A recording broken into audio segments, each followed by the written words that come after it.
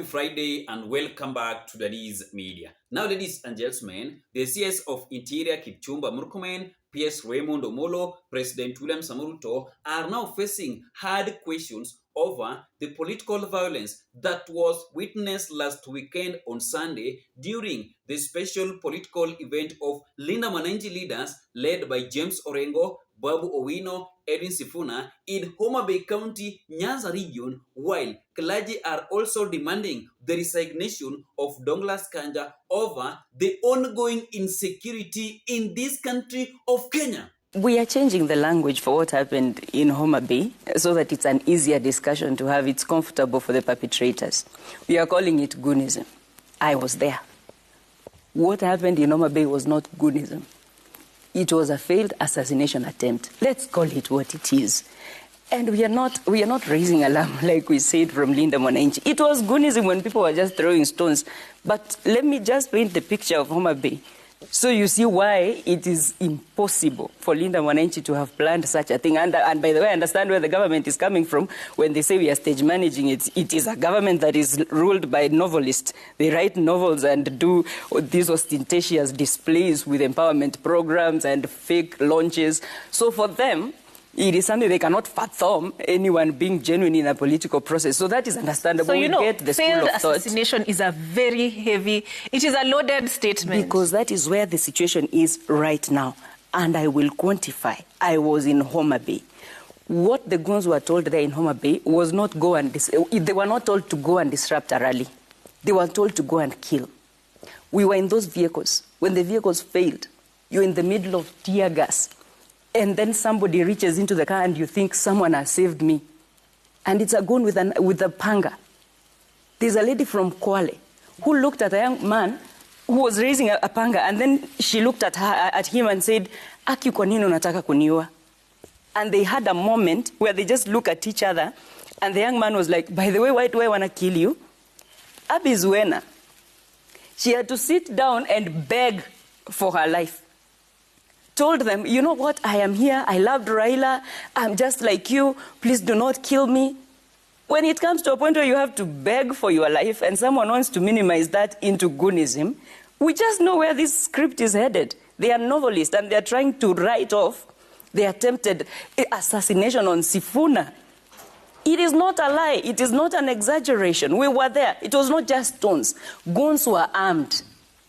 There were live bullets, and that is why they will not come out.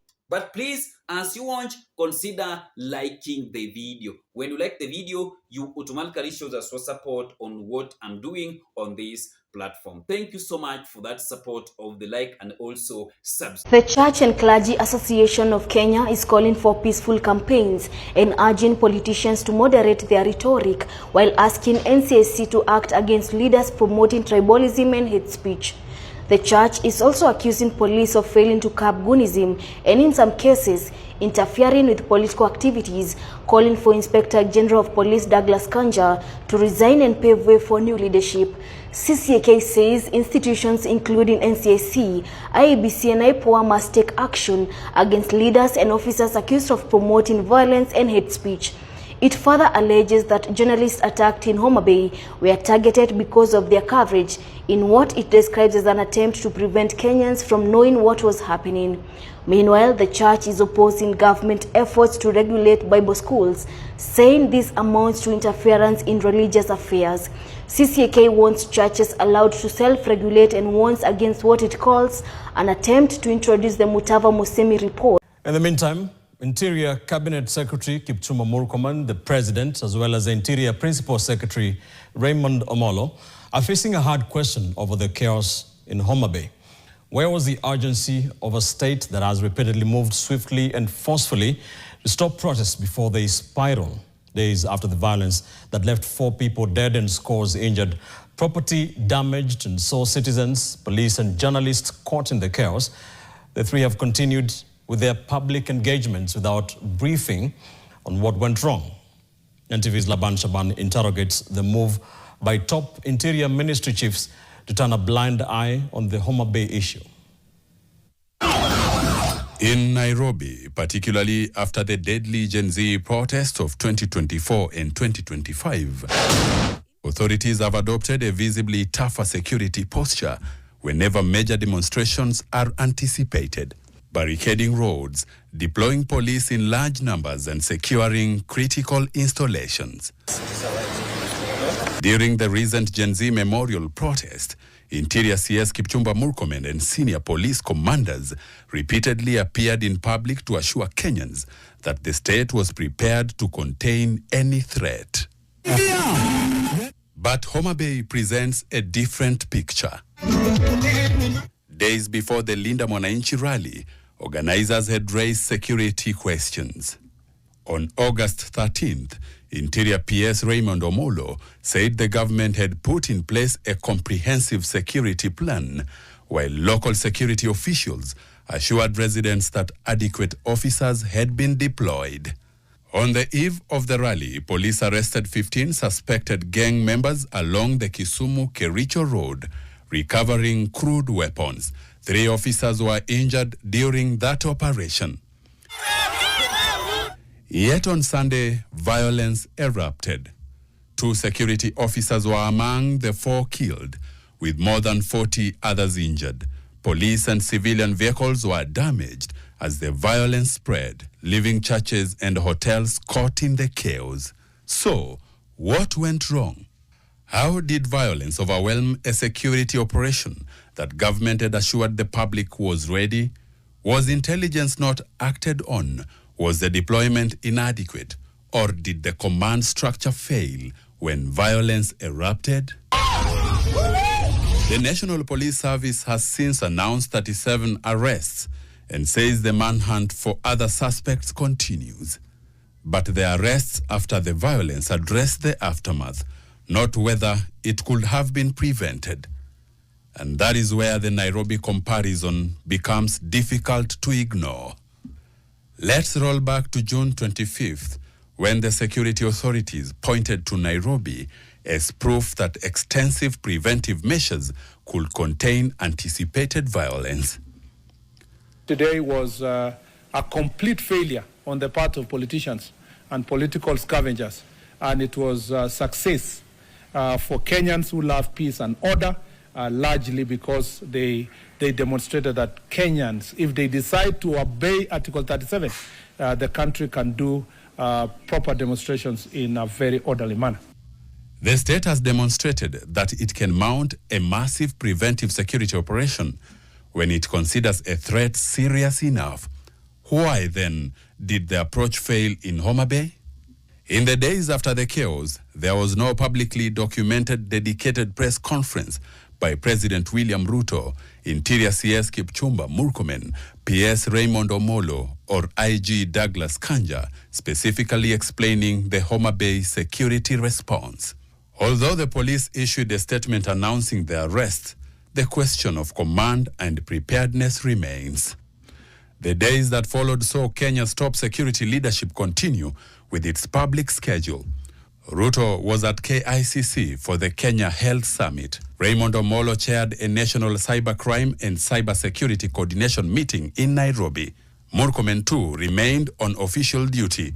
He has chaired a high-level multi-agency meeting on the Isiolo-Mandera Road, discussing security measures and plans to deploy more personnel along the route. Yet amid all these engagements, there was no equivalent public briefing from the top security leadership on what went wrong in Homa Bay. So, ladies and gentlemen, on this video, I want to take you through what happened last weekend and earlier this week within the political space, media space, and also security space, whereby right now, Oburu Odinga, alongside his crew within the Linda ground leaders, have been seriously scared hours ago after Citizen TV media changed their logo. Wametoa ile rangi ya orange kwa ile logo yao, wakaweka ya green that is now resembling DCP. Unajua, imefika wakati lazima tuambiane kweli.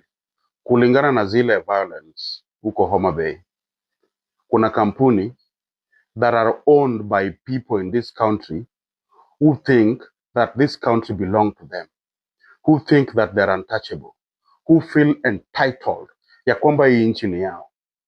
Here's what I'm saying. Na mimi huwa nasema kweli, whether mtaruka, whether mtanitusi, mimi bado nitawaambia ukweli. Wajaluo wameuliwa mara ngapi hii nchi? Wajaluo wameteseka mara ngapi hii nchi? Sijawahi sikia KBC wameturn ile kala yao wakakuwa green. Sijawahi sikia Citizen TV wakatani hivyo, sijui wanatoa kala gani wanaweka kala gani. Kuna other businesses owned by Kikuyus na siogopi kusema, Glovo sijui nini, pia wale turn their colors into green, DCP color. What are these people telling us? These people, wakati Gachagua alisema kwamba Wakikuyu wa withdraw, they feel like they control Kenya's economy. So Gachagua alienda akawapigia simu, fanyeni hivi, any company penye CEO ni Mkikuyu, wache tuongee nao wabadilishe their theme colors into green, color ya DCP. And this thing has been going on. Na mkumbuke pia mambo ya Gen Z, mnakumbuka. Walianza na hashtag sisi ni Kikuyu. They want all Kenyans to now feel like kila mtu ni Mkikuyu. Sahi kwa sababu there were people, there were Kikuyus who were affected in Homa Bay kwa sababu ya that violence, ambao wao wenyewe ndio walileta uchokozi. Sasa wanaanza kusema ya kwamba kila mtu sasa ni DCP. And this is what is happening in this country always. There are people who feel so entitled in this country that everything belongs to them. This country belongs to them. The leadership belongs to them. The money belongs to them. Even Gachagua threatened, na nimewambia, alithreaten ya kwamba Wakikuyu wote wasiweke pesa Kenya, watoe pesa mpaka Mkikuyu atakuwa president ndio waanze kufanya nini? Kufanya business. And this is what they're doing. They feel like they can sabotage this country economically because there is that perception that a lot of companies iko na watu wa Central. Tumeona watu wa media venye wamebehave, tumenyamaza, we will revisit. Tumeona businesses venye wamebehave, we will revisit. Tunawatazama tu polepole. And I like Ruto for one thing. Ruto alisema kwamba hii entitlement ya watu fulani kwa hii nchi, ambapo hata watu wengine wenye hawajawahi pata barabara wakipewa wanapiga kelele. Wao ndio naona they deserve kila kitu. Watu wengine wakipewa wanaanza kupiga kelele. Ngao, tumekataa. Ruto badilisha hii nchi. Ruto ondoa hiyo feeling ya entitlement kwa watu fulani hii Kenya. Nimemalizia hapo. The one that used to resemble Orange ODM party wameitoa after what happened to journalists during the covering of Linda Mwananchi event in Homa Bay County last weekend on Sunday. Journalists were attacked, and it is actually abhorrent because journalists are basically doing their work to give information to the public. Why attack journalists? Yeah. And if you are going to the level where we are attacking journalists, and then we are the same ones who go around and complain how journalists don't cover our issues, does it make sense? I mean, to tell you honestly, it's one of the most idiotic things that I've ever seen happen. Goons were armed. There were live bullets, and that is why they will not come out clearly and tell you how many casualties we had in Homa Bay. Sasa wacha tuambie ukweli from Linda Mwananchi, ndio wakienda kusema tumepanga kujiua. Is it us that were reaching out into vehicles and trying to cut people with machetes? It is so disappointing to see it. And I'm comparing this with what happened in Rwanda. You see, in Rwanda, and I remember the international community being blamed for how they framed the Rwandan Tutsi attack. Do you know what first when it happened? Because the international community wanted to avoid the military responsibility. What they did, they phrased it as an internal conflict, a civil unrest. The same language we're using right now. We are calling what happened in Homa Bay Goonism. That was beyond Goonism. That was a kill order. And it is a failed assassination attempt on Sifuna. Why didn't Sifuna plan to kill himself in Kitale? Kwa nini hakupanga hizo vitu in Kitale? In all these rallies tumekuja. Homa Bay ndio inakuwa declared a no-go zone. And when we are on the topic of hate, violence, and the vote, there are two kinds of hate in this country today as we speak. One is a revolutionary hate, which is very instrumental in changing a country's political processes and bringing societal evolution. And the other kind of hate we have is genocidal hate.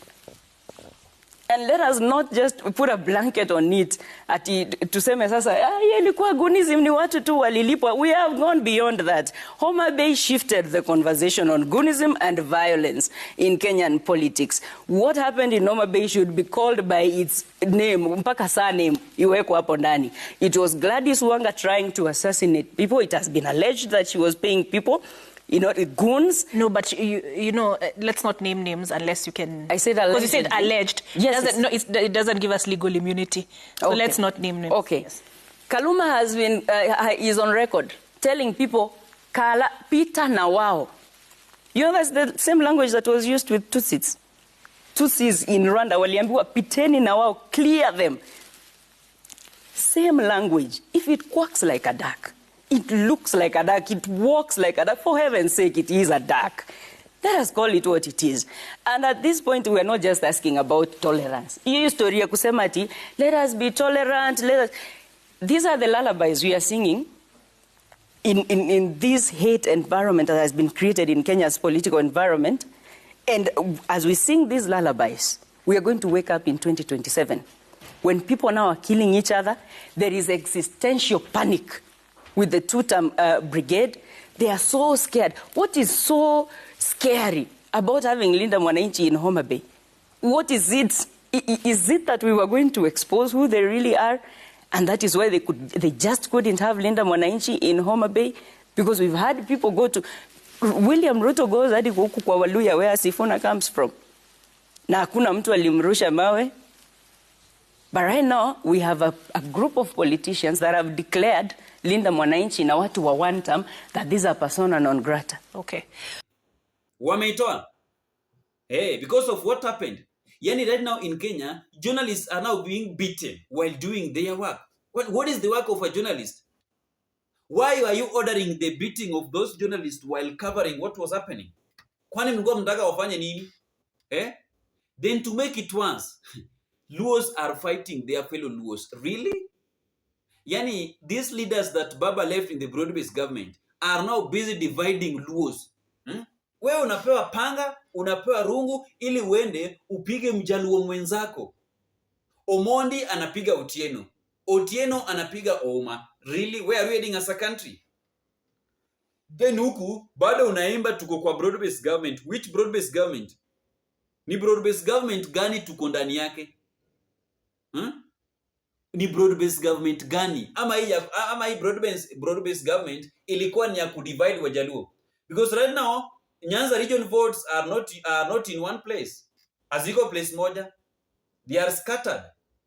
Because kuna wenye wanasikia Gladys Wanga, kuna wenye wanasikia akina Babu Owino, akina James Orengo. Not all Luos are listening to the leaders within the broad-based government. Hakuna kitu kama hiyo. At all Nyanza region people are listening to Pio Wandai or John Badi. That one is not happening. That one is not happening as we speak right now. And the person that is behind all this division is William Ruto. Sasa anajaribu kudivide Mount Kenya region kwa kupeleka chama zingine ndogo ndogo. Si miliona Ndindi Nyoro akikuja na chama yake. Haya, huko Nyanza region pia najua kuna chama itaenda huko, but sidhani kama itakuwa rahisi. Sasa huko ni kumwaga tu pesa ili watu wapigane. Wajaluo kwa Wajaluo wapigane ili wakienda negotiation ya watu wa ODM atawaambia that nyinyi hamwezi nipatia kura. Simeona hakuna unity kwenu. Watu mnapigana wenyewe kwa wenyewe. So Ruto is a clever politician. All this political violence that is happening to Linda Mwananchi people is all about to divide votes within the Nyanza region. Hakuna kitu ingine. Hii ni njia ya kudivide votes in the Nyanza region. So right now, questions are now being asked to the security chiefs in Kenya led by the CS of Interior Kipchumba Murkomen concerning to what happened last weekend on Sunday. We want the answers. Then to make it once, up to now, the CS, the CS of Interior Kipchumba Murkomen have not even ordered the arrest of Peter Kaloma concerning to the reckless statement that he made a day before Linda Wananchi people being seriously attacked that led to 2 people losing their lives alongside over 47 citizens in Homa Bay County being hospitalized in critical condition after they were seriously injured by goons organized by some of the leaders within the ODM party in Homa Bay County. Why? I'm just wondering what is happening in this country of Kenya. Then again, I have come to realize that sometimes the leaders are not the problem in this country of Kenya. We are the problem as voters in this country of Kenya of recycling bad leaders into the office. You know very well that ule mtu ni mtu mbaya, lakini akisha kupatia pesa inakuconvince, then baadaye unampigia kura, then you expect akufanyie kazi na unamjua ni mtu mbaya. Hii maneno ya handout na maneno ya sympathy votes ndio inafanya huwa tunaenda kwa maandamano after every 5 years of election. Sometimes the leaders are not bad. It is us Kenyans, citizen. Sisi ndio wabaya. Unajua tu ule leader ni mtu mbaya, but baadaye unaenda unamchagua. Kwa nini? Why choosing someone that you know very that huyo mtu sio mtu mzuri? So right now things are now getting more terrible within the political space, media space, and also within the security sector, whereby right now the security chiefs in Kenya, led by Murkomen, are now on radar of Kenyan citizens as we are approaching 2027 election. But for us to have a better security chiefs in this country of Kenya, we must have good leaders, starting from top to MCA, starting from president to MCA. So it is upon us as the citizen and voters in this country of Kenya to vote for good leaders, to vote wisely ahead of 2027 election. And that is the reason why I normally remind you people on this platform that always listen to this big media, NTV, KTN, Citizen TV. Always watch the news of Citizen TV, News Gang on Thursday, NTV, KTN. Those face the facts, show color KTN. They are having more information. They are just reminding us on what is happening in this country of Kenya. They are just reminding us of leaders that we elected in 2022 on how they normally behave. So it is upon us to decide whether we want change or we don't want change in this country of Kenya. Tukutane kwa video itakayofuata, wapenzi watazamaji wa Daniz Media. Remember to subscribe, comment, share the video, like the video, and don't forget to turn on notification bell for more updates daily. Bye bye.